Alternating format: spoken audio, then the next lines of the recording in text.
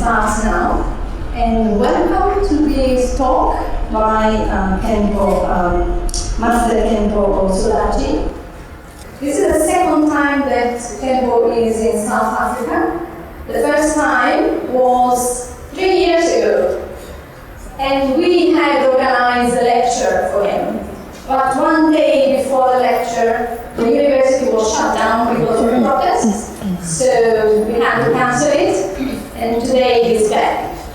And we had a very nice tour of campus, thanks to two of my students, Karen Farboyan and Melissa Frank.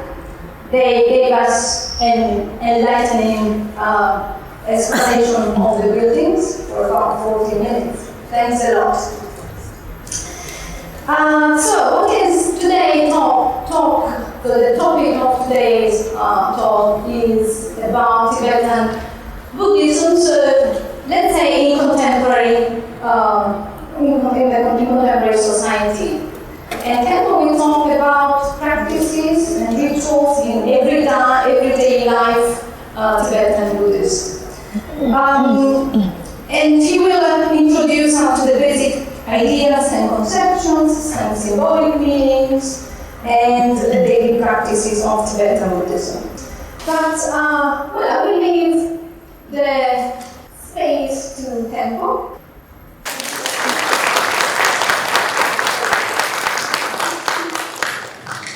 First of all, I would like to express my gratitude to our professors in the Department of Religious Studies, as well as to everyone present here. Today, we have this opportunity to come together and have a conversation.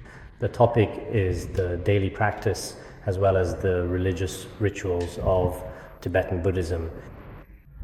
The professor has introduced, back in 2015, I was also planning it in my schedule. I was preparing to arrange a lecture schedule in this department, but at that particular time they were demonstrating.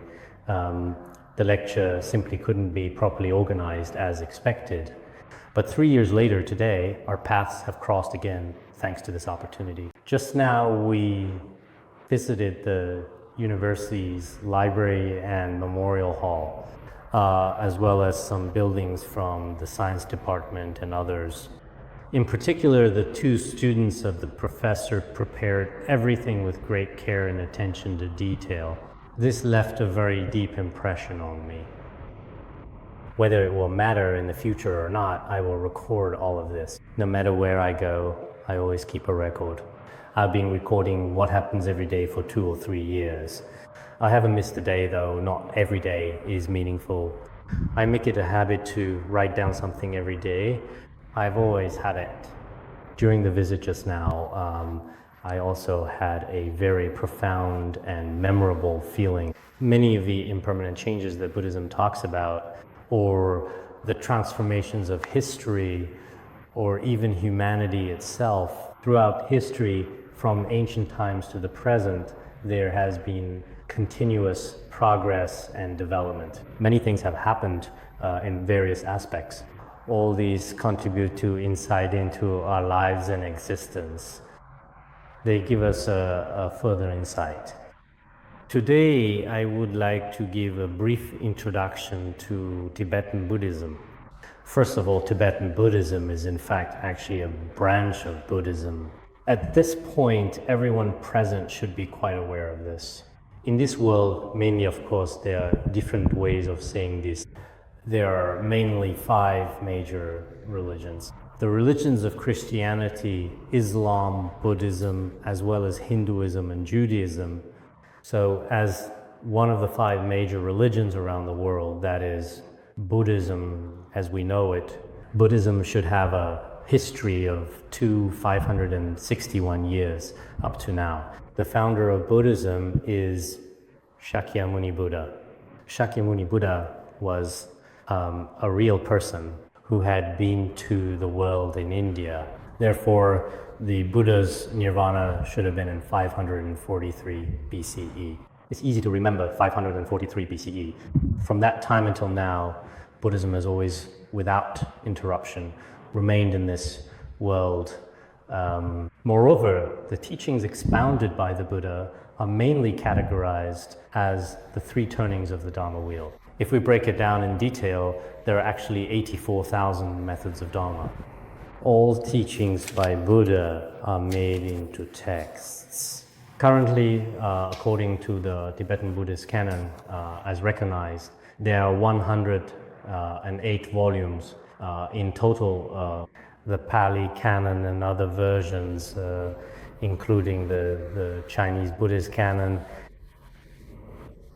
differ in number of texts due to translation variations. But all the teachings that the Buddha expounded were recorded, written.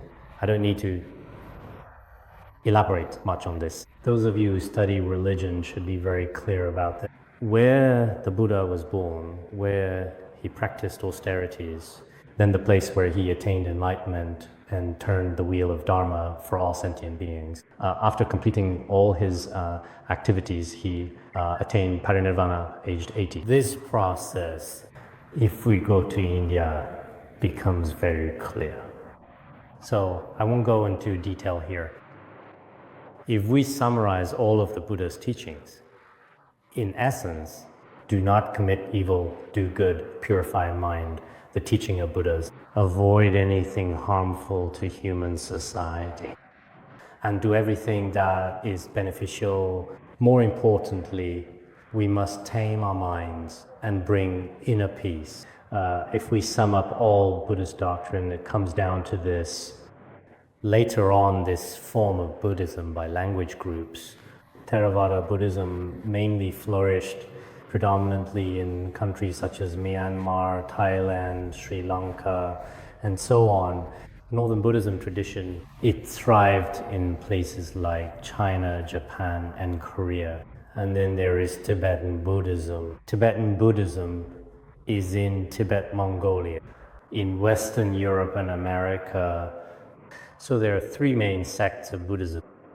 Tibetan Buddhism actually began in Tibet, historically around approximately the year 333 AD. At that time, from the Tibetan region, the king of Tibet was the 28th king, Latotori Nyingsen. It was during that period that Buddhism gradually flourished on Tibetan soil. It continued to develop, and although there were some ups and downs along the way, up until today, right, it has been preserved intact in this world. Tibetan Buddhism, in other words, has a truly remarkable history spanning more than 1,600 years. Today, it can be found in many different countries around the world. About 10 years ago, I saw a report. Tibetan Buddhism is now widespread in more than 80 countries. But I'm not exactly sure about the most recent numbers. It should have increased even more. As Professor mentioned, people studying Tibetan Buddhism, whether in Han regions or in Western countries, is steadily growing. Whenever I visit Western countries, the question I hear most at the universities is, why are so many young people now actually studying Tibetan Buddhism? This is the question I encounter the most. I don't have a specific statistic, but it's true. Nowadays, Tibetan Buddhism in many places is popular or draws a lot of interest and seen uniquely. Although Tibetan Buddhism is internally divided into many schools, such as the Nyingma, Gyalug, Sakya, Kagyu, and Jonang schools, there are few sects, but in reality, their fundamental practices and stages of cultivation are more or less the same, with no major differences over. Tibetan Buddhism includes the teachings of Northern Buddhism, doctrines now popular in Han regions and elsewhere. All of the exoteric teachings of Northern Buddhism, including texts like the Diamond Sutra and the Amitabha Sutra, are also studied. Then, as for what is taught in Southern Buddhism, including such texts as the renowned Dhammapada, the Agama Sutras, and the Vinaya Sutras. These scriptures are also studied. So, in fact, Tibetan Buddhism is not only that the practices of all the schools within Tibetan Buddhism are consistent. More importantly, the teachings of other schools are also carefully studied. Is it exactly the same as other religions or other forms of Buddhism? Actually, I think it is not the same. The main difference lies in the aspect of its sequential order. Speaking of sequence, in Buddhism, the renowned scholar Vasubandhu, in particular, who is known as the second Buddha, has a saying in the Abhidharma Kosha, one who upholds discipline with hearing, contemplation, wisdom, and practices diligently. That's it meaning. It is described through these four aspects. This describes practices and practitioners of Tibetan Buddhism. The first is possessing discipline. That is to say, whether you are a monastic or a layperson, anyone who wants to study and practice must uphold the basic moral and behavioral rules, whether as a layperson or monastic. Because Tibetan Buddhism is very strict, in particular when it comes to the rules and regulations about discipline. Of course, there might be individuals who may not observe the precepts well, but that is an individual's behavior. By school norms, they ask monastics observe precepts, and lay people observe the 5 lay precepts and 3 refuges. This is the foundation, truly, of all practice, just like the earth itself. Without the earth, nothing can survive. This is the first point. The second is listening carefully and learning attentively, which, as you know, is truly extremely important. If you do not truly rely on a qualified teacher, even if you're wise, it still won't work. This lineage is valued in Tibetan Buddhism. A lineage extends from the Buddha to one's own teacher. This lineage carries a certain power. This power has been continuously transmitted up to the present day. If you do not have this lineage, even if you are wise or articulate, you are not allowed or permitted to teach others. In many other religions, this kind of lineage may not be emphasized as much. This is the rigor of the lineage. Moreover, there are also certain requirements for lineage holding teachers. Teaching exoteric or esoteric, giving precepts, giving empowerments, all of these have specific qualification requirements. If one does not meet these qualifications, in principle, one is not allowed to teach others. Of course, nowadays there are few individuals who do not follow the Dharma. In principle, lineage works in this way. We can't fully rule out real and fake practitioners, but in general, up to the present day, the lineage taught by listening, receiving remains pure. It is similar to our current education system. Teachers without certificate, he can't go to work and give lectures to students. In many formal educational settings, teaching without the proper qualifications is not permitted. This is exactly the same as the way teachings are transmitted in Tibetan Buddhist monasteries. This is not something new. It has been preserved for over 1,000 years, up to today. Try to observe this kind of lineage transmission in Tibet. It's good to have a detailed understanding. That's interesting. We talked about the wisdom that comes from hearing. In other words, listening is very important as a way to dispel ignorance. The third is the wisdom from contemplation, being able to discern through reflection. The knowledge you originally heard from your teacher should be reinforced. In this process, after the teacher has finished teaching you, you use various methods such as open mutual discussion, debating thoughtfully with each other, and meaningful personal reflection. Any doubts you may have, whether in front of your teacher or your fellow students, you can bring them freely doubts on Buddhism or other religions, all of these can be debated on the spot. Buddhist debate is very interesting. Today, I'll share a relatively simple example with everyone. That is to say, where I am now, debates are held quite frequently. In this kind of debate, as long as you have any doubts at all, you can express them freely, then the other party will start to respond to you. There are certain challenges when you're answering. If you're not good at responding, the other party will debate you in various ways, and they may lose the debate. In Tibetan Buddhism, it is highly encouraged to openly dispel all doubts with each other. See the short clip, which is in fact a segment from one of our debates. This is the night view from our place, but it might not be very clear under the lights. These are the monks from our institute. There are many, many ordained people. This is a khata, a ceremonial scarf, which we usually hold during practice.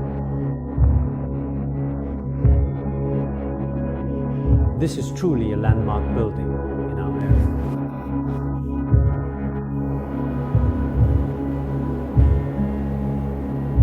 This is also a scene from when we hold Dharma assemblies and practice together. This is usually during a Dharma assembly with tens of thousands of lay people present. This is my teacher, now passed away. His name was His Holiness Jigme Phuntsok. This is a photo from earliest days.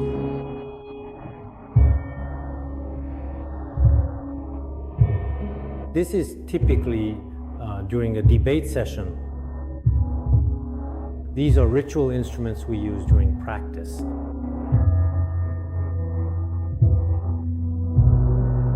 These are Han Chinese students studying, and I am teaching them.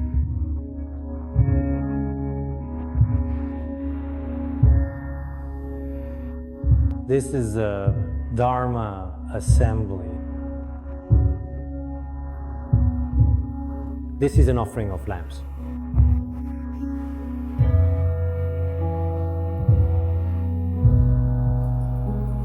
This is our night view. There were more people before, but now there are still over 5,000 monks. This is just a brief sharing from me with all of you.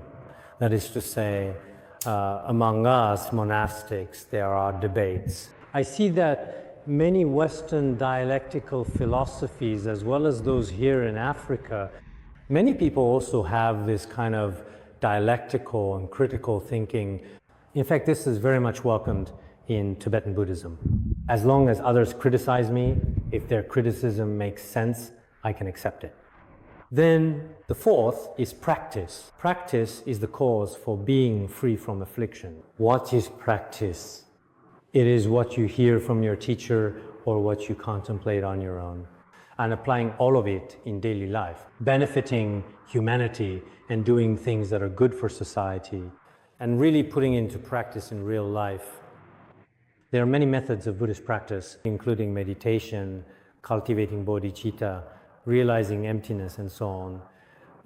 There are many, but at the most basic level, because Tibetan Buddhism belongs to Mahayana Buddhism, if it is Mahayana Buddhism, there was once an Indian Pandita named Atisha. He said how Mahayana Buddhism differs from Shravakayana is to benefit sentient beings and cultivate Bodhicitta. If that's the case, in today's Tibetan Buddhism, regardless of which school, during the process of practice, one must always be guided by altruistic Bodhicitta. You may have seen many different rituals and activities, such as various Dharma assemblies in Tibetan Buddhism, but the most important thing is the truly altruistic mind. That is to say, wishing for all sentient beings to attain happiness. If this kind of mindset is lacking, then it cannot be considered true Buddhism, nor can it be called Mahayana Buddhism. So in Tibetan Buddhism, when practicing any Dharma, take refuge and generate bodhicitta. Then, throughout the practice, no matter what is practiced, including teachings on emptiness or impermanence, all of these are approached with an altruistic mind. At the end, during the dedication of merit, aspires for these actions, benefit all sentient beings without limit. So this very mind is the essence of all Buddhist teachings in Tibetan Buddhism and is within the altruistic mind. Generally, in monasteries, there are many communal Dharma assemblies and practices, but throughout the entire process, from the perspective of the mind, practice is carried out with an altruistic intention. This kind of practice is also quite difficult to find elsewhere, especially in most places. And then, is there a section here? There should be another segment to share. Let's take a look. This is the debate from earlier. Let me show it to everyone again. Actually, this should have come earlier. This is truly the real debate.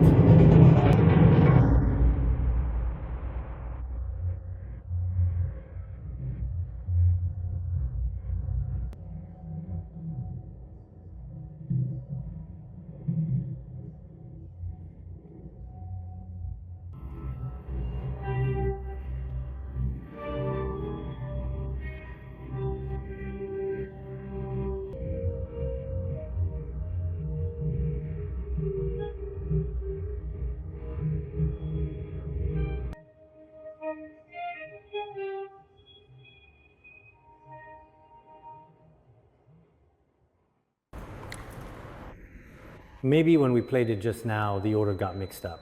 We should have shown the debate first, then this. There was also a debate earlier on. Actually, that debate just now is kind of like us having a fight. The actions seem rough, but at that time, all of one's doubts are expressed, and then you let the other person respond. Actually, this is quite interesting. So usually during debates, you keep thinking about it at night, wondering how you can outdo these people tomorrow. You keep preparing in every way. But sometimes you can't be too self-centered either, because in Buddhism you have to overcome the self and also help others. So sometimes there's a bit of a contradiction. That's how I really see it. If any of you want to learn more about Tibetan Buddhism, in two aspects, Tibetan Buddhism is especially unique.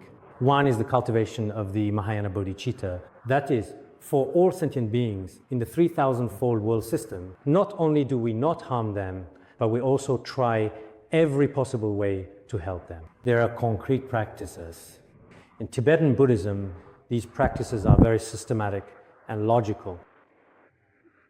Another most important aspect is through debate or through one's own methods of analysis to understand the true nature of all phenomena, because much of what we perceive is merely an illusion. This includes what I see and hear. These are not truly real or genuine. We must realize that all phenomena, ultimately, they are empty and appear like dreams or illusions. This principle is analyzed in an extremely incisive way within the Madhyamaka system of Tibetan Buddhism. So many people ask me why intellectuals and youth today are interested in Tibetan Buddhism.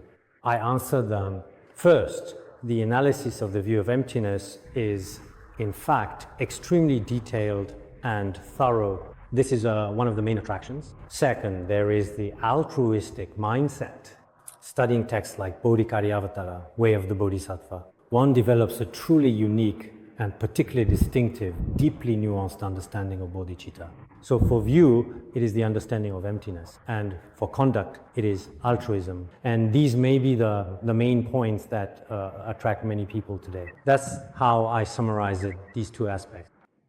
Though these are not core elements of Tibetan Buddhism, some of its beautiful branches, as well as other interesting points of attraction, such as various forms of prostration, mantras recitation, and mani stones, among others, also draw people's attention nowadays.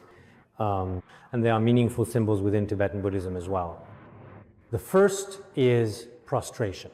Prostration is quite popular, in particular as a practice in Tibetan regions. Some people even travel thousands of kilometers, prostrating all the way from Amdo to Lhasa. Of course, this is not unique to Tibetan Buddhism. Chinese Buddhism, Master Shu Yung also bowed once every 3 steps. Pilgrimages from Zhejiang to Mount Wutai, such practices exist. But in reality, some people may not know what prostration actually entails.